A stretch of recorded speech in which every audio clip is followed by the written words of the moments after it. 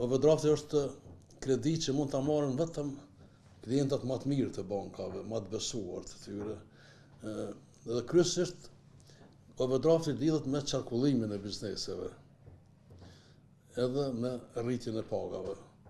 Vitin 2025 ka pas rritje të qarkullimit të bizneseve, por ka pas edhe rritje të pagave. Bizneset i marrin kredit të overdraft, kryesisht kur nuk përputhet arkthimet me pagesat.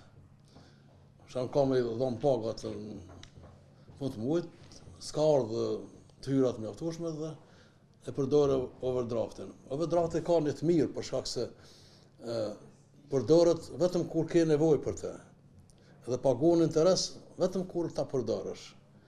Nëse ke pazar ditor, deri pazarin ditor në bankë dhe overdrafti shkon bëhet zero ose zvogëlohet. Kështu që nuk paguon për shumën që ke marrë. Themi ke marrë 100.000 euro overdraft dhe ke pagu pagat apo ke bën import dhe pas shitjes produkteve ka ardhur pazari ditor dhe është mbyll overdrafti për 1 javë, 2 javë. Kështu që është kredia më komode që bizneset e kanë dëshirë me marrë. Është sikur një rezervë buxhetore. Qytetar, për shembull, unë kam marrë një kredi për ndërtimin e shtëpisë, 30.000 euro, dhe banka më ka ofruar një overdraft 4.000 euro. Dhe unë e kam marrë overdraftin, për shkak se kur ndërton shtëpi, disa gjëra nuk mund të planifikosh.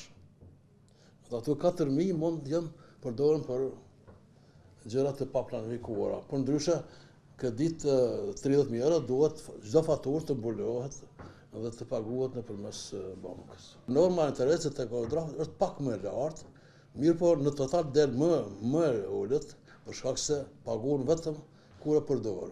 Ndërsa tek kredit tjera, kredit të rregullta, kredit investive, e paguhen edhe kur ke mundësi me kthyet, s'mund të kthe para kohë.